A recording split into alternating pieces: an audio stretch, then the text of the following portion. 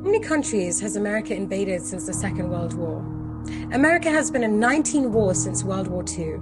The death toll from modern American wars killed in the name of freedom is over 20 million and counting. They have overthrown 36 governments, attempted to assassinate over 50 foreign leaders, and dropped bombs on people in over 30 countries.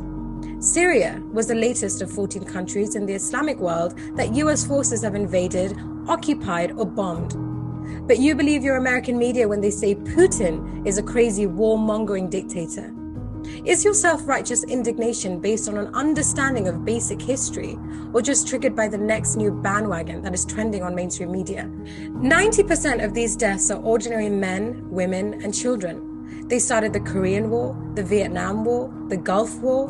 In the last 60 years or so, the list of countries the US invaded includes Bosnia, Cambodia, the Congo, Cuba, El Salvador, Guatemala, Indonesia. There's been wars in Iraq, wars in Afghanistan, wars in Syria, Central America. They are the global bullies, destroying any country in the name of democracy and human rights. But the intention has always been to strip the nation of its resources and enrich their military-industrial complex. Now, what about Britain? Did you know that there are only 22 countries in the world that the UK have not invaded or helped in starting a war? The hypocrisy of the West is an abomination. Where was the sanctimonious outrage when Israeli armed forces bombed and shot Palestinian children armed with nothing but stones? Where was the sense of injustice when George Bush and Tony Blair invaded Iraq? Even after the UN weapons inspector Hans Blix visited Iraq and confirmed that there were no weapons of mass destruction.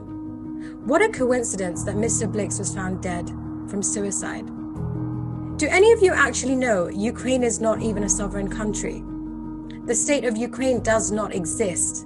If people just stopped and educated themselves before flinging themselves into a frenzy of indignant theatrics all over social media, they would discover that in 2014, UN Secretary General Ban Ki-moon stated that since December 1991, Ukraine has not registered its borders as an independent country. Ukraine is still under the territory of Russia, and everything that happens in this area is in fact an internal matter of Russia.